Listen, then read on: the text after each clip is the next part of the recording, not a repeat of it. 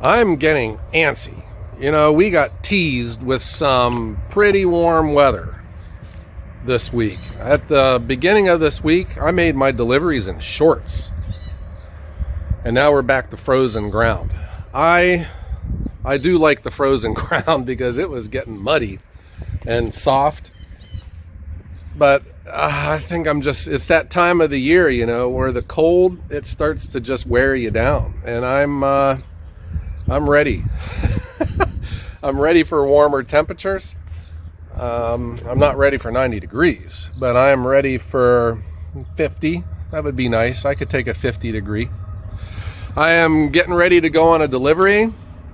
I got my trailer loaded up. This is just gorgeous seasoned firewood. This was made last year, and it is just, I don't know, there's just something real satisfying by looking at a really nice load of firewood. It's all 16-inch pieces. It looks great. There's no mold, or there's no mud or mushrooms on it. It just, when you deliver wood, you know, you take pride in your work. I find myself on more than one occasion saying, this firewood looks awesome, you know, because it does. Talk about getting antsy. Once that temperature started coming up and the snow started melting, I have a lot to do. I always got to keep production up. I'm behind on production.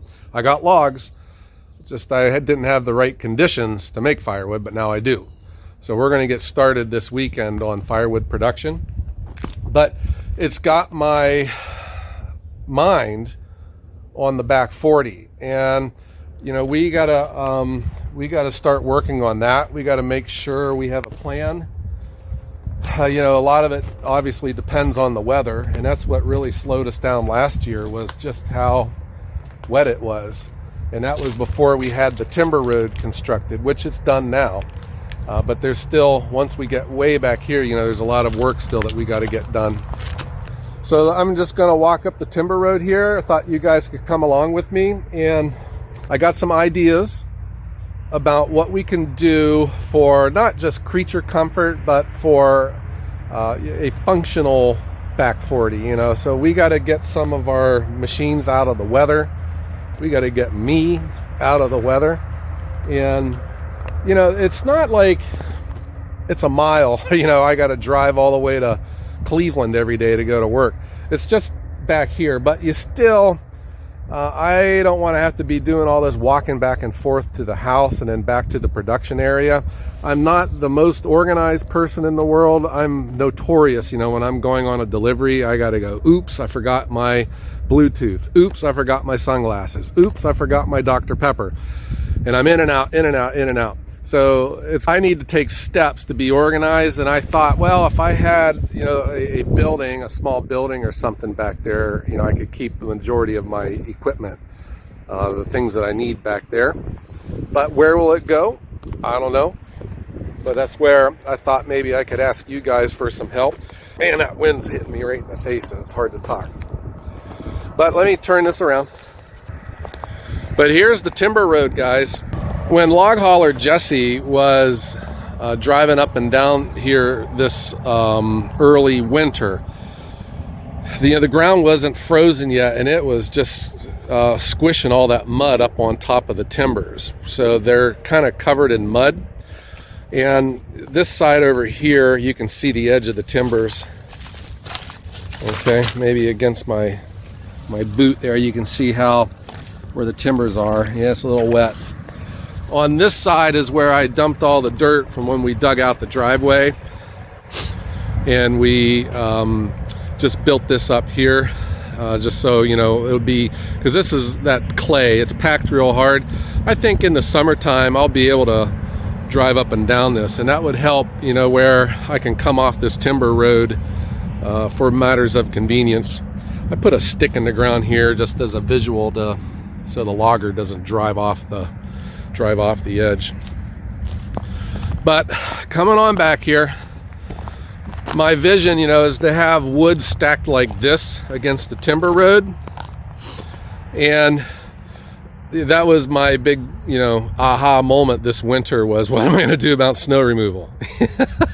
So I need to come up with a plan like that. Maybe a snowblower would fix everything, or just leaving gaps. I did experiment with my tractor and bucket, and I cleared off a lot of the timbers to where I could at least get my truck out here, and it worked. But you know, you still need a place to put the snow. I also think too, though, if this is lined with firewood, you know, from here all the way up, I can probably, you know, in the fall, I can figure out where I want to pull from, and there would be gaps there, because it's not like, you know, I'm going to immediately be restocking this area when I load it into a truck. So there will be gaps. Oh, you still got snow on the ground. Man, it is freezing right now. My hand is numb. I'm trying to keep it in a glove, but I gotta use it, you know, to push the buttons on the phone. This is some really nice looking logs. The Japa is just going to eat these up. This is 2 loads of logs here. There's that big burl that you guys had been talking about. Boy, that's big. I don't have a lot of experience here, but I have a feeling that some woodcutters would love to have that thing, huh? And here are 2 more loads. And I got 2 loads up on the driveway. I've done my calculation, guys. I already have more logs on my land right now than I had all of last year. So, you know, the timber road and that driveway has worked, because that was something I would have had to tell the logger, no, I can't take them, you know, because there's just nowhere to put them. I had to turn away 1 logger this year, or this winter, but that was because the road we live on was too bad. He would have gotten stuck right off the road pulling into the driveway. That's how bad it was. And I told him, you know, his truck's going to be sitting here until the springtime if he tried to come out now and deliver these logs. I didn't like telling him no, because I'm trying to get my hands on every single log I possibly can. And, you know, that's my big learning opportunity with, you know, as my volume increases, my limiting factor is supply. And I used to tell loggers, you know, I don't want big logs like this. This is a big ash. But now, look how big that is, huh? But now I'll take it, because I can't afford to tell people no. I need logs, and it's a lonely feeling when you're in business to sell stuff and you have nothing to sell. That's a lonely feeling. It is. But here you go. There's that big ash. So here's my thoughts, guys. In a perfect world, these logs probably wouldn't be here, but we had to put them somewhere, so they're here now. So I'm probably going to have to be doing a lot of freelancing until I can get the process totally figured out. The thought is, though, we have a number of more timbers. We're just going to extend this out a little bit farther, and that is what we're going to call the skidway. That's a term the Amish use up here, where, you know, all their logs are like this and they just roll them down for processing. So the challenge, though, log hauler Jesse's truck, if he is backed up to here, his crane can, you know, do a complete 180 and load it right off there. If I have trucks that were to come in, though, with the crane on the front by the cab, they wouldn't be able to load in this area. I will then probably have to have a second skidway. We were thinking, you know, that would be the best, because then production would come this way all the way up to the road. So where is the machine going to set? Remember, the Japa works from right to left. And I wanted the engine, however, pointing this way towards the highway. All of the noise and stuff, you know, going this way. If I can't do it, I can't do it, because remember, we work right to left, and if we set it this way, that means the conveyor is going to be pointing this way, which is away from the road. I'm standing on the road. The conveyor should come this way so that it can drop the logs right into the trailer. You know, that would, you know, the easy thing would be to put the machine. The easy thing would be to put the machine over on this side, but I was just wanting it on the other side, just for a lot of reasons. For noise, it's just more centrally located into my yard, and then just the way I'm visualizing, the logging trucks coming in. All right. But that's where I needed to get that drone up in the air. The other thing too is these would be logs that would go through the Japa. But what about the bigger logs like this that won't, that I need to buck and run them through the axis? That axis is a important part of our process here. So I would envision, if a load of logs come in, I can sort, right? The Japa logs can go to this skidway, and the big logs that need the chainsaw and the axis, would go to the other side. But with both conveyors feeding over this main road that I'm on right here. All right. I need to get that drone up in the air, and I could probably explain it better. But then the last thing is, and my mind is in high gear now just because the snow's gone here and I can see things. I am looking at a shed, like a little tiny, I'm not into office stuff, guys, but it'd be nice to have a place to sit and get out of the elements if I need to. But it would also serve a function with storage. I would think I could keep my wrapper, my twister in there, and my solar power to power it. It would be nice just to make bundles back here. I can keep them in that storage and then just send them right onto the truck and then out to the market. And then the last thing is, I envision, I'm keeping my fingers in here because they're going numb. I envision the Japa being under a roof. And I just know if I was planning on building it, it's never going to get done. So I was looking at some carports, and I just got this idea of, putting a carport over top of it, weighting it down so that it doesn't blow away. And that would, it would be nice because I like to stay out of the sun and, and also out of the heat in the summertime, but also, keeps the machine, out of the elements in the wintertime. That big snow, I saw the effect that it has on the Japa because I never covered it up, and it gets caked up with ice, and sometimes that's just enough where you just say, the heck with it. I'm not going to make firewood today. So those are my thoughts. So what I had done, I drove into town because there are a couple places that sell these pre-manufactured sheds. And man, I found out that some of them are cheap. But some of them are really nice, and they're more expensive, but I don't know. I think for a signature piece like this for the back 40, maybe it would be a good extra dollar to spend. All right. So I'm going to show you some of these buildings. I haven't made up my mind yet, but if you have experience with these manufactured sheds, let me know. The one company can bring it here already fully constructed. It just comes in, they skid it down, and there it sits. And then they can also build it on site too. So if you guys can help me with this, let me know. So let me show you the video I made yesterday, and it was freezing too.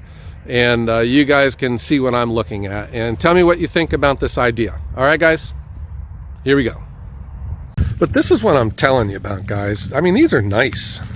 This is an Ohio company, and these they will deliver them to my place, or they will build them on site. And these are built the right way. They got nice floors in them, 16-inch on center walls. And I was looking at this one down here. This one looks really cool. Something like this. I could have my little office in here. It's got a door over here, to get supplies in and out. That would look nice sitting in the back 40, don't you guys think?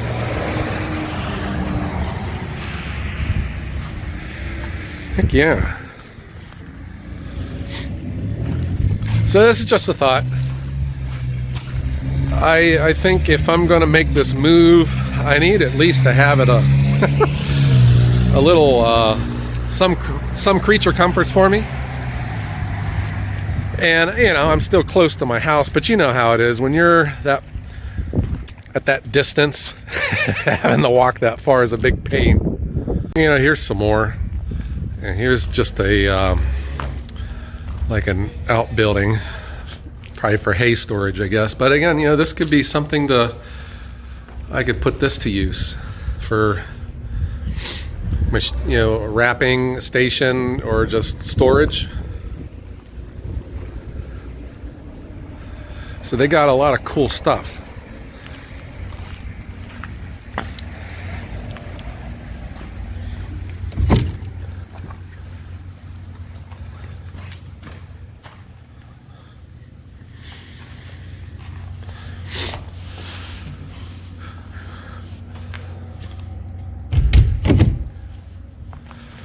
Wow, here's a big garage. I was talking with the owner, and he was saying how busy they get. And you know, last summer they were 14 weeks out for these to be installed or delivered. Crazy.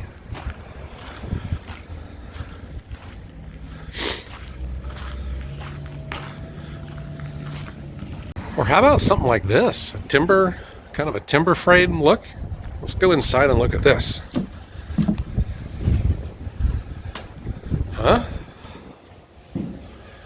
You guys in construction, tell me what you think of this. I think it looks nice. I mean, this could be, you know, if it didn't have the door in the back, this could be one of these little homes that people live in. Comes with a window. Anyhow, this is just some things that I'm thinking about doing. I definitely need a carport put over top of the Japa. I'm gonna have to get one of those.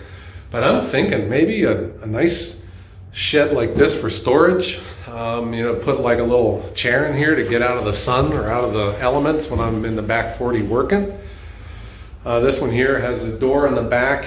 You know, I can put a ramp and keep the twister in here or any other, you know, equipment. Keep this in here. So it's just a thought. I think that this is just, you know, another way of growing and continuing to, you know, establish Ohio Wood Burner as a real, legitimate business, huh? I think we're already doing pretty good, but this is kind of stuff that kind of gets exciting. All right, guys, I'm glad to bring you along for the ride. So what do you guys think about that? Let me know in the comments, especially if you have experience with these. And I'm serious, there's some cheap stuff out there. But the ones at Pinecraft, man, their floors, they're nice. Tough. And I see that thing lasting a long time, to where, like, if I were to even move, you know, I could probably take it with me. You know, I think that thing is built to last. All right, guys, it's getting windy out here. My ears are going numb. And wouldn't it be nice just to like snap your fingers and wind up at the beach, or just wind up with palm trees? But I don't know if palm trees make good firewood, so I don't know. Maybe I need to stay here in Ohio. All right, guys, I hope everyone has a great day.